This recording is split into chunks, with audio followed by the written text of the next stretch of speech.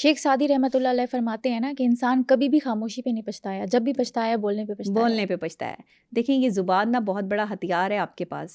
ज़ुबान खुलती है तो नस्लों का तारुफ होता है। आपकी नस्ल पहचानी जाती है जब आपकी ज़ुबान खुलती है कि ये बंदा जो है वो कौन सी नस्ल से ताल्लुक़ रखता है, इसकी तरबियत क्या हुई है। तो ज़ुबान पे कंट्रोल जो है ना, उस पर अगर आपने काम नहीं किया तो आपने अपनी पर्सनैलिटी पे काम नहीं किया। आपकी ज़ुबान की शाइस्तगी बताती है कि आप क्या हैं, आपका किरदार क्या है, आप कितने बावकार हैं। ये आपकी ज़ुबान खुलती है, आपके अल्फाज निकलते हैं तो तारुफ होता है। तो आपके जब अल्फाज आपका तारुफ है ना, तो आपको किसी को समझाने की ज़रूरत नहीं है कि आप क्या हैं। लोग बहुत समझदार हैं, उन्हें समझ आ जाती है। लेकिन अगर आपके साथ कोई लड़ाई कर रहा है, बिलफर्ज मियाँ बीवी की आपस में लड़ाई हो रही है, चले हम मियाँ बीवी के लिए थोड़ी सी आसानी कर देते हैं इस हवाले से, क्योंकि मैं रिलेशनशिप पे ज़्यादा बात करती हूँ। तो रिलेशनशिप के हवाले से मियाँ बीवी के लिए जो है वो एक तोहफ़ा मैं दे देती हूँ आज आपको, कि अगर बिलफर्जी आपका शौहर आप पे बहुत चीख रहे चिल्ला रहे हैं और आप उस वक्त में जो है वो आपको समझ नहीं आ रही, आप फ़ौरन से रिएक्ट करती हैं। आप भी उनसे ऊंची आवाज़ से बात करने की कोशिश करती हैं, रिएक्ट करती हैं, उन्हें समझाने की कोशिश करती हैं कि आप गलत नहीं हैं। तो आपको क्या लगता है कि सामने वाला मान लेगा कि आप गलत नहीं हैं? जो बंदा आपको गलत साबित करने की कोशिश कर रहा है, वो तो आपको गलत साबित करके ही दम लेगा ना, उसने तो आपको सही साबित होने ही नहीं देना। तो वहाँ बेहतरीन चीज़ क्या है? खामोशी। वहाँ बेहतरीन चीज़ क्या है? सब्र। वहाँ बेहतरीन चीज़ क्या है? इस्तिकामत। वहाँ बेहतरीन चीज़ क्या है कि अल्लाह का शुक्र अदा करके ना वहाँ से साइड पर हो जाएं कि कम से कम इस वक्त में उस शख्स ने सिर्फ अल्फाजों से आपकी तज़लील की है। वो आपकी जान का उस हद तक दुश्मन नहीं बन गया कि वो आपकी जान लेना चाहता है।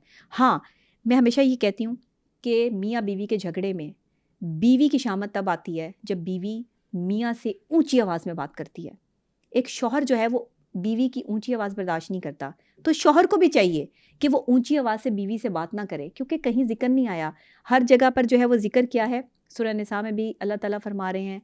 आप कुरान पाक में औरतों के हवाले से जो है वो बीवियों के हकूक़ देख लें, वहाँ भी जो है वो इरशाद फरमाते हैं कि औरतों के मामले में अल्लाह से डरो। कौन सी औरतें? आपकी बीवियाँ, उनके मामले में आप अल्लाह से डर दें। तो अल्लाह से डरने का मकसद ये है कि आप बीवियों के साथ ऊंची आवाज़ में बात ना करें। देखिए, एक मासूम औरत है, एक मजलूम औरत है। औरत वैसे ही जो है वो इतनी जो है वो हल्के फुल्के माइंड की होती है, बेचारी जो है वो सहम नरम जाती दिल की है। होती है, हाँ, नरम दिल की इमोशनल होती होती है, है, इमोशंस उसके हाई होते हैं। वो अपने शौहर के लिए सब कुछ लुटाने के लिए तैयार होती है, घर और छोड़ के आई शौहर, होती है, सब कुछ देखिए छोड़ के ना, आई सब होती कुछ है। छोड़ के जो है वो आपके घर में आई है, आप उसे आगे से जो है वो रिएक्ट कर रहे हो, आप आगे से उसको जो है वो गलत साबित करने की कोशिश कर रहे हो।